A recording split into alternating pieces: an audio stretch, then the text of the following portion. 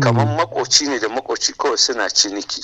Kafin mu shigo dama akwai kalubale, mun zo iyaka muna fuskantar kalubale, wata rana a ce sai an koma da mu, wata rana kuma a yadda a cira mana receipt ko a yi mana tara mu biya. Fargaban mu akai saboda bamu san wacce irin kalubale za mu fuskanta ba akai. Dalili mu ma da muke shigowa muke fita a matsayin mu na 'yan Najeriya wadda muke kasuwanci a Nijar. Kenan mu in aka yi wannan abu to a gaskiya mu bamu ji daɗi ba, kuma da abin da gwamnati ta zo ta tsara za a yi shi domin Allah da za mu bada haɗin kai 100% don mu samu fahimtar juna tsakaninmu da mutane. Yanzu gaskiya da muke zaune ba mu san ko mutum da dai ita gwamnati ga yadda ta ce ko mu wani takardu ba mu yi so dai ba zo gaban su bakila haka dai za a tsaye da wani lokaci yadda har za mu zo mu mallake sun hali. Kai tsaye ba da muka saurari muryoyin wasu 'yan Najeriya mazauna Nijar ɗin, muna tare da Profesa Kamil Fage na sashin nazarin kimiyyar siyasa da ke Jami'ar Bayero a tarayyar Najeriya.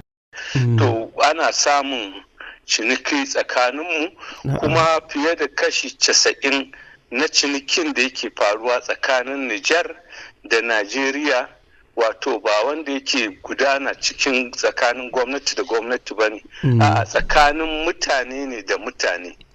Don haka wannan ɗaukan mataki ko shakka babu zai gurgunta batun kasuwanci tsakaninmu, kuma in ba sa ka ci ba yawa 'yan kasuwa da yawa da mu a nan Najeriya da 'yan su a Nijar za su karye saboda irin alaƙar da muke da ita.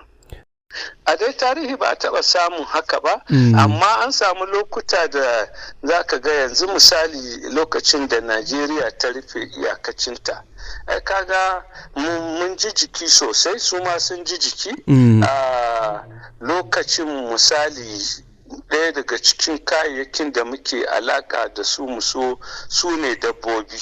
A lokacin da akwai lokacin da dabbobi suka yi tsada a Najeriya nan, haka kuma aka samu tsadar abu kamar irin su dabino da kaya dai da ake shigowa ta can, su kuma suka samu tsadar kayayyaki da suke siya kamar na abinci, kamar kayan sutura, wanda kamar yadda na gaya ma kamar makoci ne da makoci kawai suna ciniki.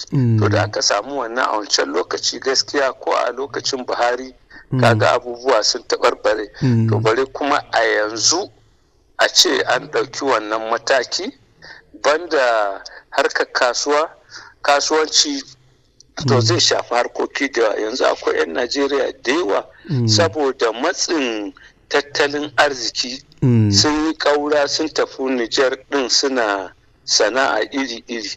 To kaga aka ɗauki wannan ko dai su samu matsin lamba ko kuma a tilasta musu masu dawo. Sannan kuma yin wannan banda ta fuskar ciniki fa yana da hatsari.